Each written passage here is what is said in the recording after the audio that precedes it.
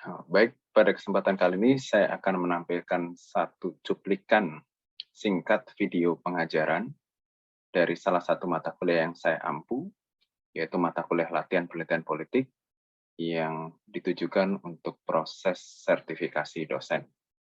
Nah, mata kuliah latihan penelitian politik ini merupakan mata kuliah bagi mahasiswa ilmu politik yang memberikan kompetensi bagi mahasiswa untuk menyusun rancangan penelitian, konstruksi instrumen penelitian, mengumpulkan data, mengolah, menganalisis, hingga melaporkan hasil penelitian.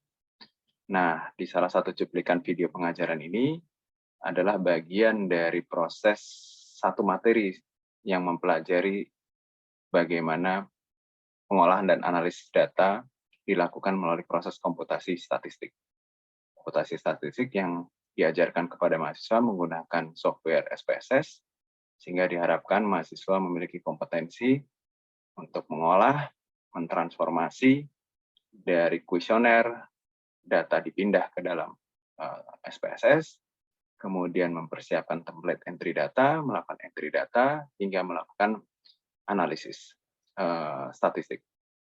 Nah, pada kesempatan kali ini, video yang akan ditampilkan hanya satu bagian kecil saja, kurang dari 30 menit, pada sesi analisis data deskriptif statistik dasar.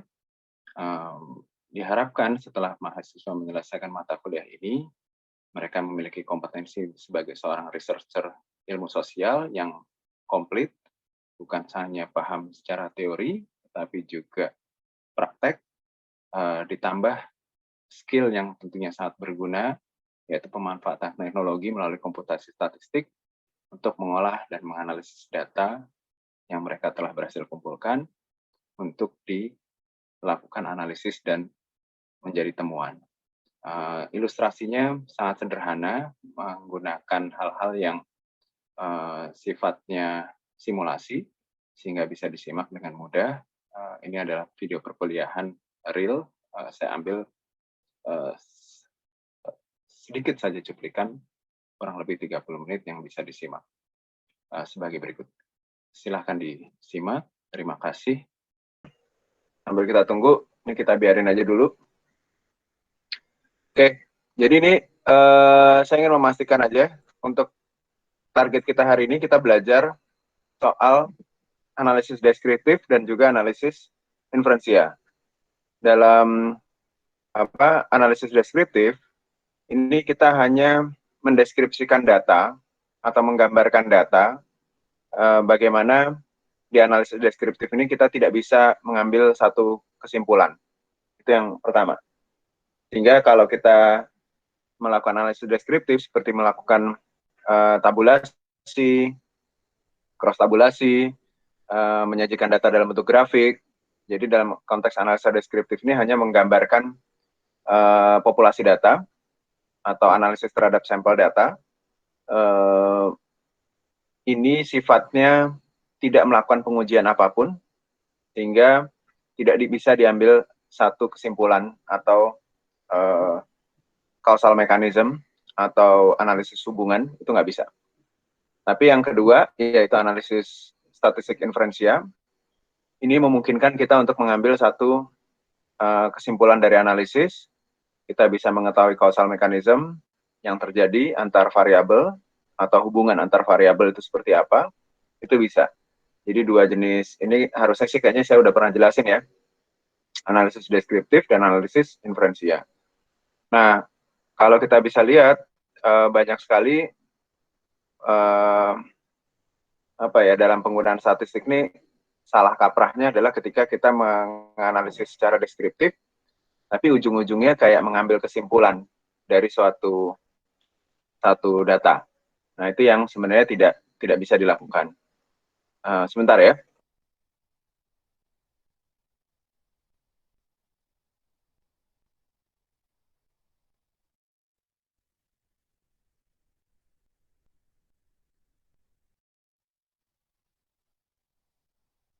Oke, kita lanjut ya. Jadi dua itu, analisis deskriptif dan analisis inferensia. Nah, saya akan mulai dulu dari analisis yang sifatnya deskriptif. Artinya kita hanya menyajikan data, mendeskripsikan data. Itu kita mulai dengan fitur ini kalian sudah melakukan entry, menyiapkan template entry data, udah melakukan entry datanya. Ini nantinya sih kalau kalian tentunya minimum 30 kalian akan isi ini. Kolom ini adalah banyak item pertanyaan kalian. Nah, dalam analisis, fitur yang bisa digunakan ya, saya akan banyak berfokus di fitur analisis ini, analyze. Jika kalian klik, kalian akan melihat beragam jenis analisis yang mungkin untuk dilakukan. Nah, semua yang bersifat deskriptif statistik itu ada di dalam satu fitur ini. Ada tabulasi frekuensi, ada deskriptif statistik bicara soal ukuran pemusatan penyebaran, ada eksplorasi data, cross-tab, atau bahkan ini membuat plot ya. Plot itu semacam nanti kita bisa coba. Nah, di dalam fitur deskriptif statistik ini adalah hal yang paling basic. Artinya kalian intinya adalah menyajikan data, outputnya biasanya berupa tabulasi. Tabulasi itu bisa nilai count-nya atau percentage-nya, ataupun juga nanti bentuknya grafik. Jadi di dalam deskriptif statistik ini sebenarnya hanya menggambarkan, menyajikan data apa adanya. Dari situ kita bisa menganalisis, tapi hanya menunjukkan tren, kecenderungan, tanpa bisa mengambil satu kesimpulan atau melakukan pengujian. Tidak bisa melakukan pengujian. Nah, di bawah ini nanti banyak sekali. Mungkin yang paling familiar adalah melakukan analisis korelasi dan regresi. Nah, korelasi dan regresi ini mungkin saya hanya akan sampai korelasi karena regresi membutuhkan satu materi khusus dulu sebagai dasar sebelum kita melakukan analisis regresi supaya kalian nggak jeglek gitu ya. Ini intinya itu kan harus bikin model. Nah, mungkin untuk deskripsi statistik kita akan coba melakukan bagaimana penyajian data yang secara sederhana. Kemudian kita juga akan melakukan statistik inferensianya ada dua nih. Kalau datanya data kategori atau data nominal ordinal, nanti kita akan belajar chi-square, analisis chi-square, analisis hubungan antara data yang kategori, dan juga analisis korelasi. Analisis korelasi ini, yang ini, itu adalah analisis ketika datanya numerik atau skalanya interval atau rasio. Jadi menghubungkan data yang kategorik dengan kategorik itu akan pakai chi-square. Itu sifatnya apa yang disebut analisis asosiasi. Tapi kalau analisisnya antara data numerik dengan numerik, contohnya gimana sih? Contohnya nih, kalau kalian analisis antara tinggi badan dengan ukuran sepatu, ini kan dua-duanya numerik, ya, atau dua-duanya itu skalanya atau level pengukurannya adalah interval atau rasio. Ini analisisnya disebut korelasi, hubungan antara tinggi badan dengan sepatu. Tapi kalau kalian ingin melihat hubungan antara jenis kelamin dengan tingkat kepuasan, jenis kelamin ini nominal, kepuasan ini ordinal, ini dua-duanya kategorik, ini disebut hubungan atau analisis asosiasi. Pakainya nanti analisis chi-square. Sorry, tadi yang korelasi ini pakainya Pearson correlation. Pearson itu analisis, kalau Pearson itu, ya semua banyak kan analisis itu mengacu ke dalam nama orang sebenarnya. Pearson, Spearman, artinya banyak sekali analisis itu mengacu kepada si teoretisinya. Jadi kalau analisis itu untuk inferensia mungkin kita baru bicara analisis hubungan antara dua variabel, yaitu asosiasi dan korelasi. Asosiasi apa tadi? Hubungan antara dua variabel yang sifatnya kategorik. Kalau korelasi adalah hubungan antara dua variabel yang sifatnya numerik. Gimana kalau campuran? Misalnya antara jenis kelamin, ini kategorik, dengan ukuran sepatunya, misalnya. Atau jenis kelamin dengan tinggi badan. Ini kan antara kategorik dan numerik. Ini disebut sebagai analisisnya masuknya ke korelasi. Korelasi itu adalah minimum satu variabelnya itu numerik, itu bisa disebut korelasi. Tapi kalau dua-dua variabelnya adalah kategorik, itu disebut asosiasi. Sampai di sini bisa dipahami ya. Jadi mungkin kita akan sampai situ dulu, analisis chi-square nanti sama Pearson correlation. Itu dua yang inferensinya yang kita akan targetkan hari ini. Untuk regresinya mungkin ya butuh waktu, tapi ya harusnya sih ada mata kuliah tersendiri soal itu. Oke, saya akan pakai ini dulu ya, walaupun ini datanya. Kalau Amal sama ini udah ada, Dani udah ada belum? Belum ya? Tetap belum ada? Oke, ya Belum udah. ada Mas Dani. Berapa ya kira-kira ya? 38 atau 39 aja Mas. Ya, Amal deh. Yang mana? Dani? Iya Dani Mas, mungkin 38 atau 39. Oke, Dani misalnya 38 gitu ya. Amal? Amal 39.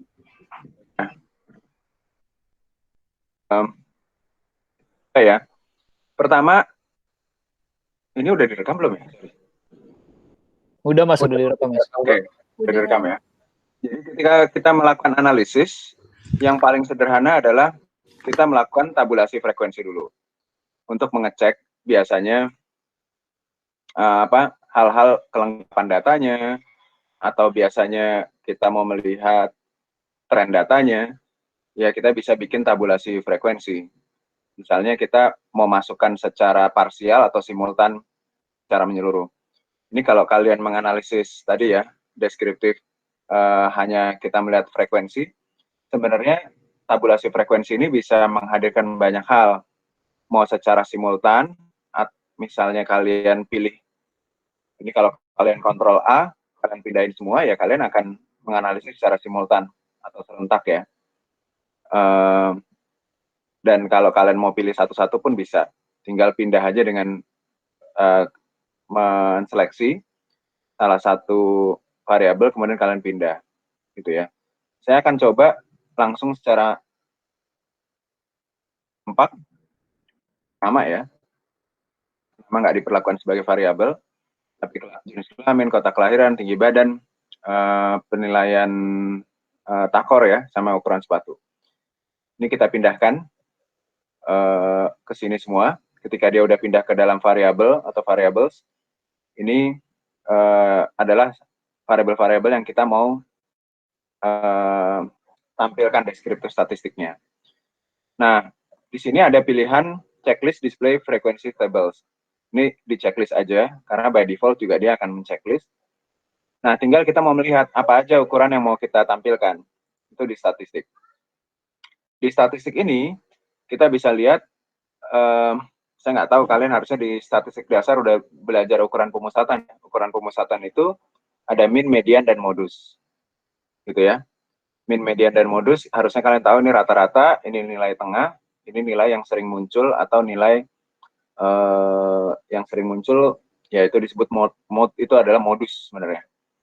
Nah, di sini ada ukuran pemusatan, ini ada ukuran penyebaran, central tendency, dan ukuran penyebaran itu bicara soal, kalian ingat kan kalau kurva, bukan hanya kurva, kita bisa bicara soal lonceng. Kalian masih ingat bentuknya, kurva normal dan tidak normal, yang skewness atau yang normal, itu bicara soal kalau dia landai. Nah, ini mungkin kalian familiar dengan banyaknya analisis terhadap COVID-19 ya. Kapan sih kurva kita melandai gitu kan?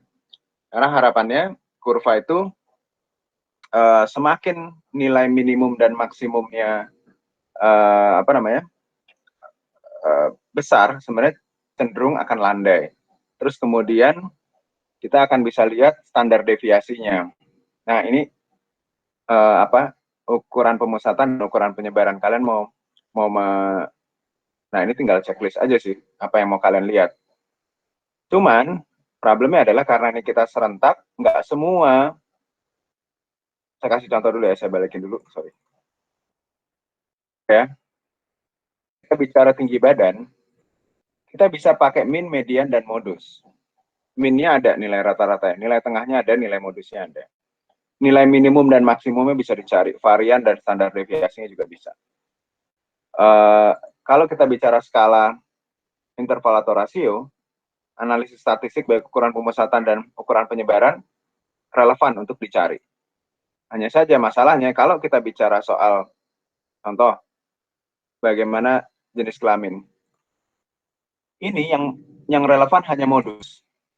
Median dan min itu tidak bisa atau tidak relevan untuk dicari atau bahkan tidak bisa untuk dicari. Kenapa?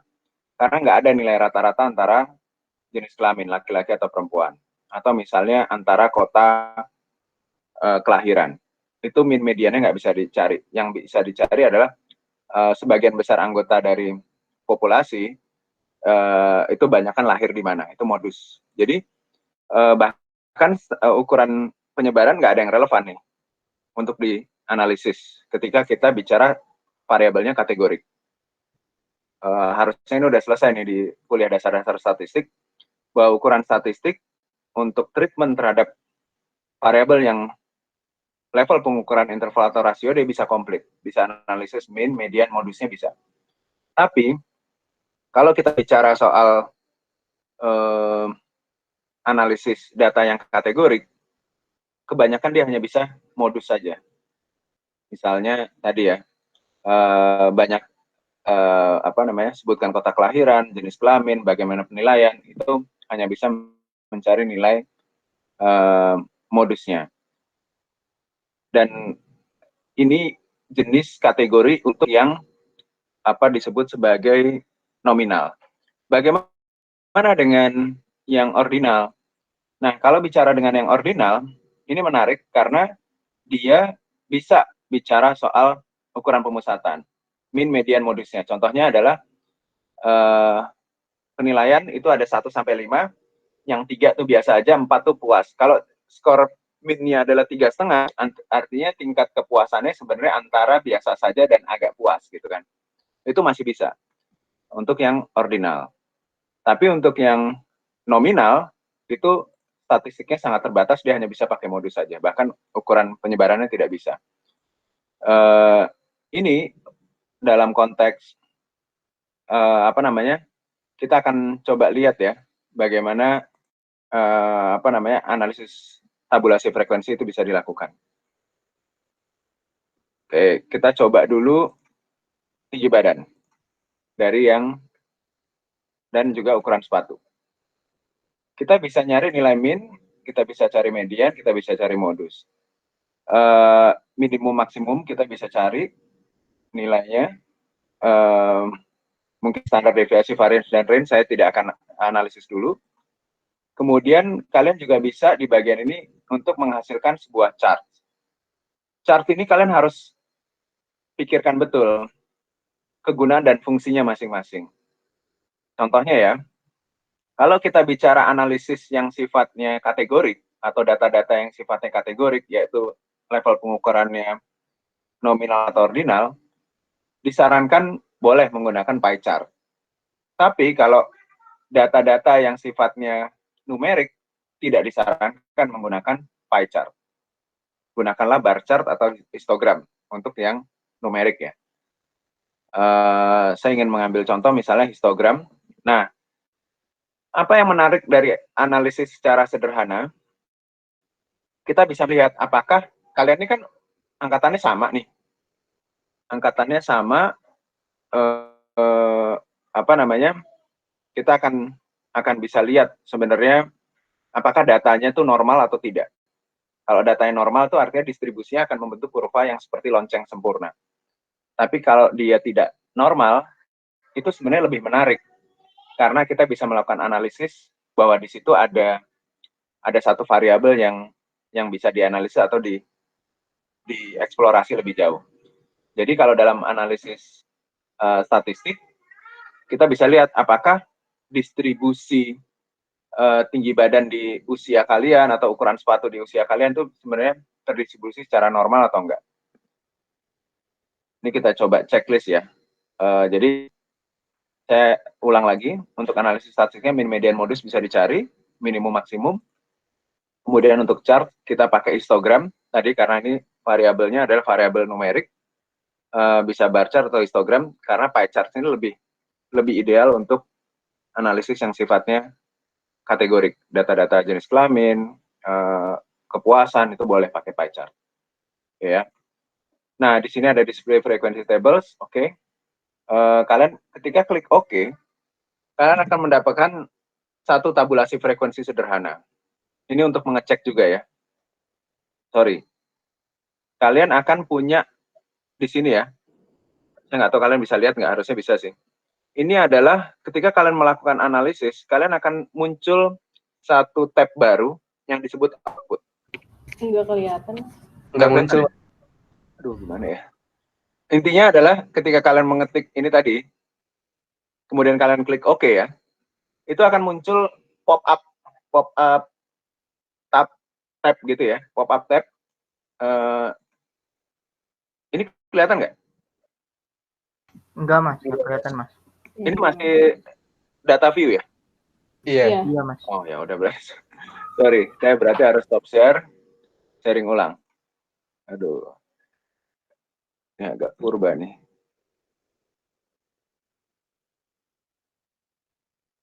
Nah, ini tiba-tiba nanti muncul gitu.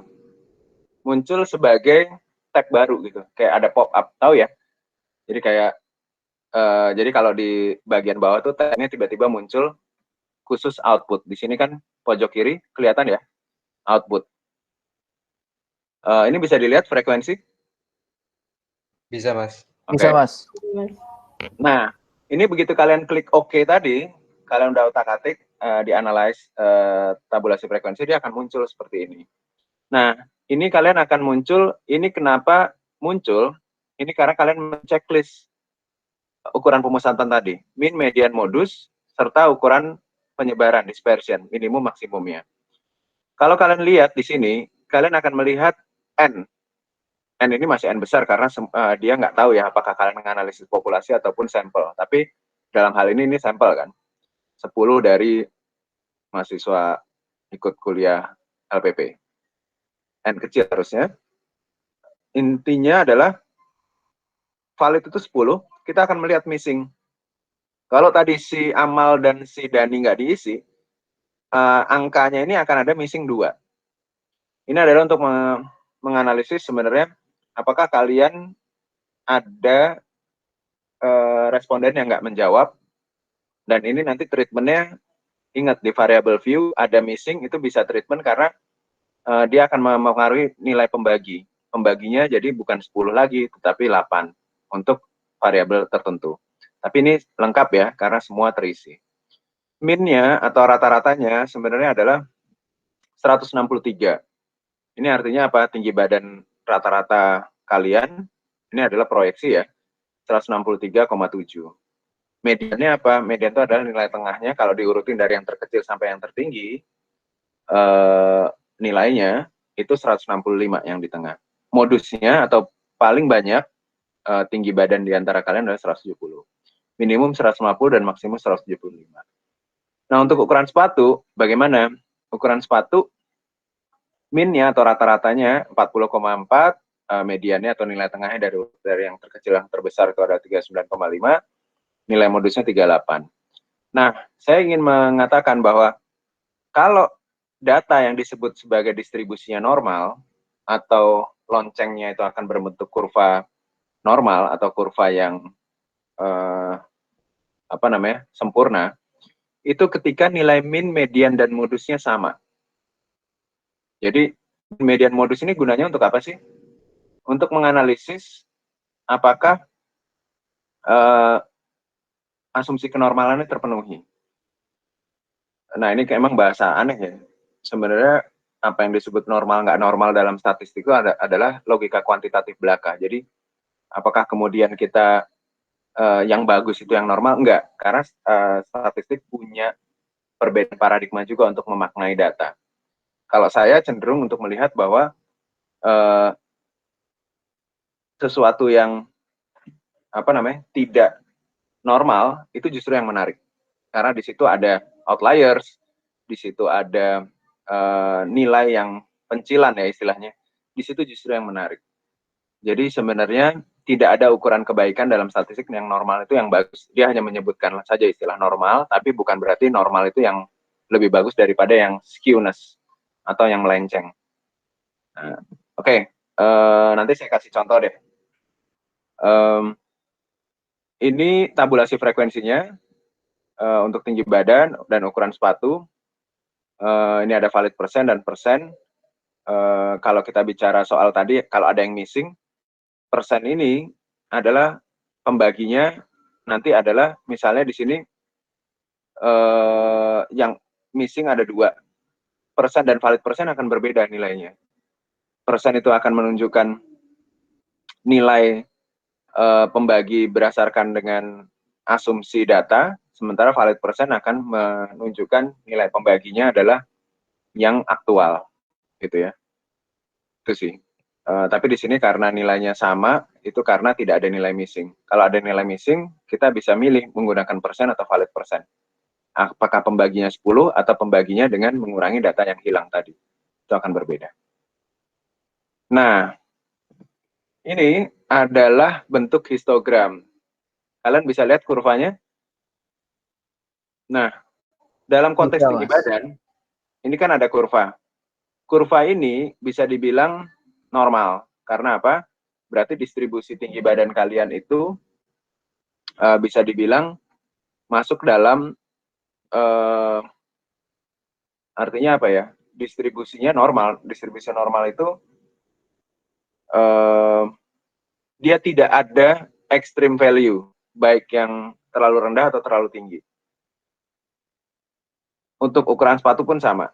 Yang menarik tuh begini, misalnya contohnya adalah salah satu ukuran, ini bicara soal tingkat pendapatan atau bicara soal gizi gitu ya. Ini karena ini masih levelnya adalah level analisis data numerik, saya contohkan aja, misalnya kita bicara soal angka kemiskinan, atau kita bicara soal gizi, stunting misalnya. Maka kalau normal, artinya ini dari Sabang sampai Merauke, kita bicara soal wilayah misalnya. Indonesia apakah gizinya baik, anak-anak Indonesia, atau penduduknya apakah tingkat kemiskinannya baik? Ya bukan baik ya, artinya tingkat kemiskinannya bagaimana? Itu kita harus bisa melihat nilai min, median, dan modus itu cenderung pada angka yang sama. Kalau dia cenderung pada angka yang sama, maka dia pasti kurvanya akan normal. Saya akan